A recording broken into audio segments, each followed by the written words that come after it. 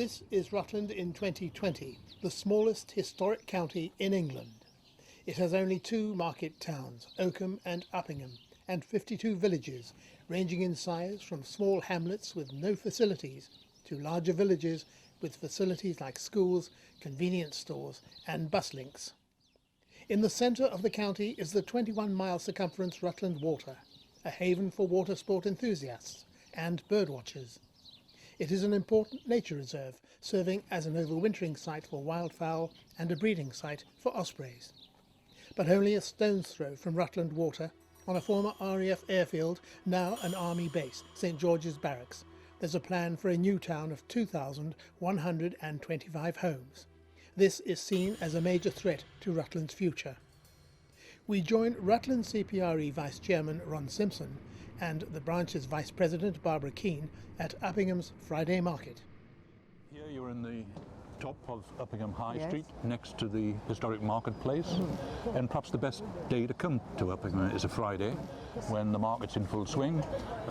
It's popular, it draws in a lot of visitors, and it's an important part of our heritage. It's an ancient thing, the market. So there is, of course, a lot of concern about what happens for the future. And one would like to think that a new Rutland local plan will help preserve and indeed enhance what we have to offer here. It's a beautiful heritage high street and we're very proud of it and we want to protect it. But there are some challenges presented by the new plan, some concerns that we do want to address. I think we should now see what people here think about the prospect of a new town in Rutland with more than 2,000 homes in it. Now, whether we like it or not, these builders are going to build all over England if they can. It was the same thing with McDonald's. At one point there was never going to be a McDonald's, and now there's a McDonald's. It's the same thing here. Once you've got a plan, these guys making a bid, and it's for housing or whatever, it's going to go through. They should concentrate on those that are here. And so you get rid of the food banks and you get rid of all the people that are not doing very well. Concentrate on those people, because all you're doing is bringing more people into the same situation. Do you know what I mean? Which is not good for anybody. Well, I'm very worried about it. I mean, it seems completely inappropriate to the sort of county we are. And I went along to the original presentation, and there were all these houses, and there was no new roads or schools or all the sorts of things that needed for a town. It's just far too large. I mean, if they were going to build 100 houses, that would probably be reasonable. Here, where we come out of the market, you come to another problem that will result from the plan. The main road going through Rutland, the A6003. At this junction, where pedestrians cross from one side of town to the other, we're going to get a huge increase in traffic, especially heavy lorries. If you come in the 8 o'clock in the morning, I live on the north end of town, and there's a queue from the roundabout to the traffic lights. Really? And that's now? Yes, it goes straight through Uppingham. Yes. And if one then adds another 1,000 cars from this Edith Weston development, which is very badly planned, no thought, there's no jobs, pollution, Oakham's expanding, Uppingham's expanding, and the 2,000 plus houses at Edith Weston is going to destroy the rural nature of the town. I've lived here for 45 years and I've seen the traffic just build up and build up. It's like a motorway. Here we have the Crown Passage, one of 3 alleyways that move between the bus station and the High Street. And it's here where we'll meet the proprietor of Rutland Antiques and Art Centre to get the business point of view and concerns about proposals in the local plan. I would be asking people to consider what's already in situ, what's already in place. We've got to make a conscious effort to reduce the traffic and not increase it. But I don't think, with all due respect, that the councillors on Rutland County Council are giving thought to the bigger picture. The bigger picture is, let's protect what's already in situ, let's keep going, let's keep on promoting local business, let's keep those businesses open, otherwise you're going to see, Uppingham will become a ghost town. This is much the biggest challenge we've faced, I think, in our history, really. It's a very significant effort for us. We've got to recognise that that number is far in excess of the established need for housing in the county, as well as being in quite the wrong place to build any such size of development. It's clear that people in Uppingham have one major concern, that the proposed development on the former airfield will lead to the demise of their town. In the county town, Oakham, there's also great concern. We rejoin Barbara Keane and Ron Simpson outside the 12th century Oakham Castle. One of the first things you learn when you move to Rutland is, of course, Oakham is the county town, Yes. beautiful market town, and the larger of the two towns, which is important. Yeah. Population well over, 12,000 now. But I think the best thing to do is to talk to somebody who knows a lot more Right, well, about we'll Oakham go and myself. find people. And Patsy Clifton is Yes. the Oakham champion, best known to most in Yes, Rutland. she is, and you're she'll right. have something to say. Yes, and she was a past chairman, wasn't she, of CPRE? She was, indeed. Yes, yes. Let's find her. Oh, there you are, Patsy. We've welcomed so many newcomers into the town that there was one time I could walk down and speak to everyone. I still try, but I don't know everyone. And we have welcomed people in, but the new development, it's going to be a step too far. Like the development at Barleythorpe, Yes. everyone assumed we would get young families Yes. and we would need a new school. Quite the reverse. We've got lots and lots of downsizers, and so we've got people in their 50s and 60s who are not going to have a family, so consequently we really need a new doctor's surgery. Yes. And that's my fear, that what will happen up at St George's. I understand we probably need to build some houses, but Oakham and Uppingham have always traditionally been the centre of Rutland. The market's here in Oakham on a Wednesday and a Saturday. People have always come to Oakham for the market, and Uppingham market on a Friday. My family have been standing this market for 5 generations, and it would be a shame to see anything deter from that. I think they need to be very careful how they think about it and what they decide to do. The town centre, Oakham and Uppingham, are struggling as they are. With the supermarkets being out of the town, the last thing we need is another nail in the coffin. We have a large area on the edge of Melton Mowbray Yes. that's owned by the government, that is used for the remount depot for housing of the veterinary college. Yes, That is close by where people work. yes. That should be developed into housing, and they should move the veterinary college to St George's Barracks.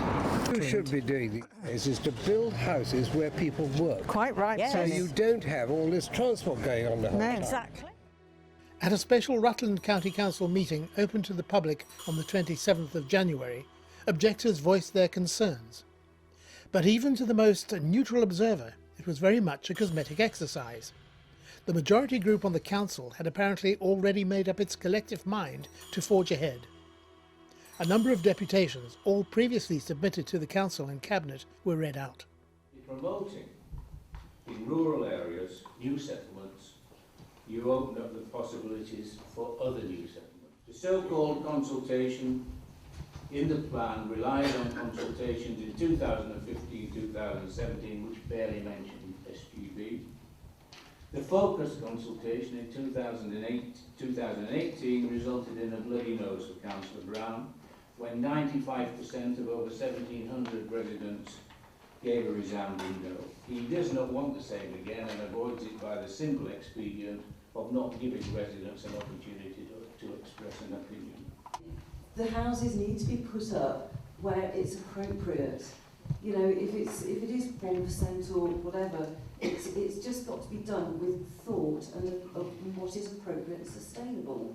Are you aware of the evolving master plan, which clearly states that there will be facilities on that site, which will include a new school, shops, facilities for entertainment, sporting facilities, and jobs? The evolving master plan, I'm sorry, I view with a huge degree of suspicion and scepticism. As someone who runs a business, I see that, you know, the jobs that you're proposing that are going to go up there, it's pie in the sky. For those that were there, the spectacle that was the Growth and Infrastructure Scrutiny Committee on the 16th of January is an example. The councillors and officers who dominated the proceedings of that committee meeting, with obviously rehearsed questions and answers, should be congratulated for clearly illustrating the danger that dogma has become to the future of Rutland. You, the councillors, have been given just over 2 weeks, I believe, to study and understand a 960-page document, 57 megabytes on the computer. It pushes Uppingham into 3rd place in terms of size of settlement. It must be reconsidered most carefully and involving the fullest and most transparent processes of public engagement. After 3 hours, the meeting ran out of time and was adjourned for 2 weeks until February the 10th. Then there was outrage, but little surprise, when the majority group on the council voted in favour of the local plan.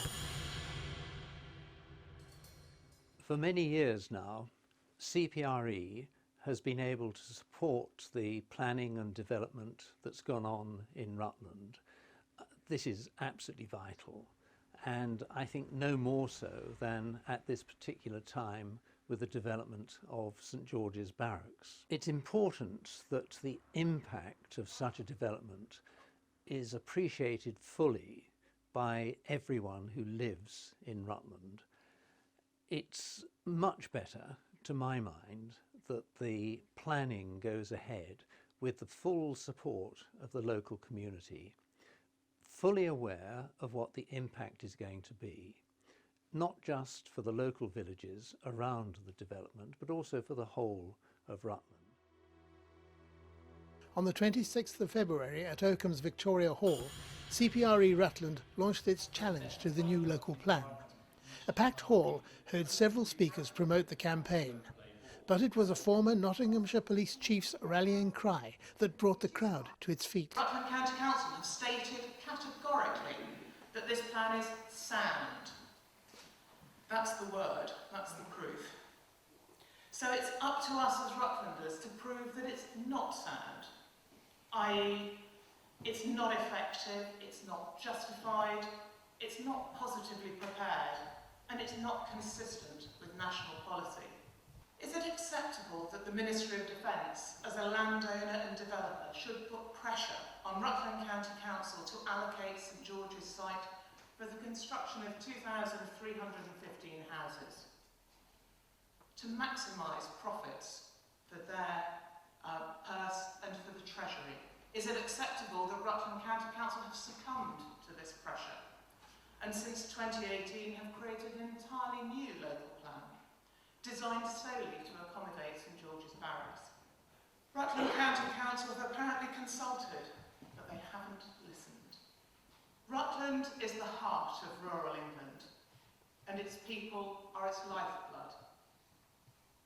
If only Rutland County Council, like an effective organisation should, had consulted us on the vision for Rutland's future first, we might not be in this backward to front position. We need to be progressive. We need development. We need to plan for the future. But we need to protect and enhance and not sell out. Please play your part. Let the inspector hear and feel the lifeblood of Rutland. It's not too late. Thank you.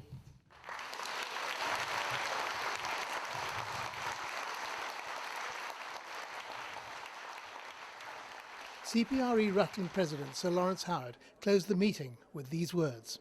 But one thing I must point out is that all of us are volunteers. All of us in Rutland CPRE are volunteers. And it would be nice to think that all of this effort is actually to the benefit of people in Rutland and beyond. If your concerns about the local plan are sufficient for you to support our stance, CPRE's stance, of critical oversight of the plan. Just a quick show of hands. Well, I think that's fairly conclusive. With that, I would thank you very much for attending and wish you all a very safe journey home.